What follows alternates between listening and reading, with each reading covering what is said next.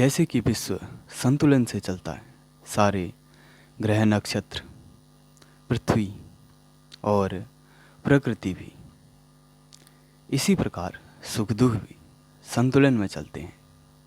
सुख की खोज बताती है कि दुख है। कुछ चीज़ें जो आप पाना चाहते हैं, जिस सुख की आप तलाश में हैं, वो सिर्फ इसलिए हो सकता है कि आपने देखा हो कि बाकी लोग उससे प्रसन्न रहते हैं। और सुख को खोजना स्वाभाविक है। इसी वजह से सुख एक अच्छा प्रलोभन बन जाता है और कुछ लोग इसका लाभ उठाते हैं, खासकर व्यापारी, जिनका आपके दुख से ज़्यादा अपने व्यापार से लेना देना होता है, अपनी व्यवस्था चलानी होती है।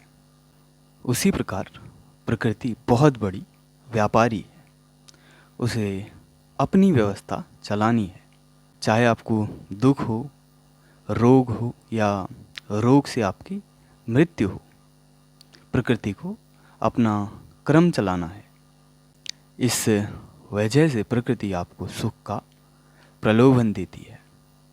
सुख के व्यापार को अगर एक उदाहरण से देखने का प्रयास करें तो माना अगर आपके शरीर में कहीं चोट लग जाती है और आप उसके लिए औषधि ढूंढते हैं। अगर कोई औषधि का व्यापार कर रहा है तो आपको कई तरह की औषधियाँ मिल सकती हैं। कुछ सुगंधित औषधियाँ, कुछ चमकने वाली औषधियाँ, कुछ विभिन्न रंग और आकार की। तो सुख का व्यापार कुछ ऐसा है। जबकि बात औषधि या उसके व्यापार की नहीं है, बात आपके घाव की है, जो कि फैल सकता है, सड़ सकता है या खराब हो सकता है। और जो आपकी समस्या का हल है वो आपके अंदर है, वो आपकी रोग प्रतिरोधक क्षमता है, जो कि घाव को स्वयं ठीक करती है। घाव को भरने का गुण शरीर में है, ना कि औषधि में। औषधि सिर्फ इसमें आपकी सहायता करती है। उसी प्रकार आत्म संतुष्टि जो आपके अंदर है वो आपकी रोग प्रतिरोधक क्षमता है। सुख सिर्फ इसमें आपकी सहायता कर सकता है। तो सुख अगर फंसाने का जाल है तो क्या हम सुख की खोज ना करें?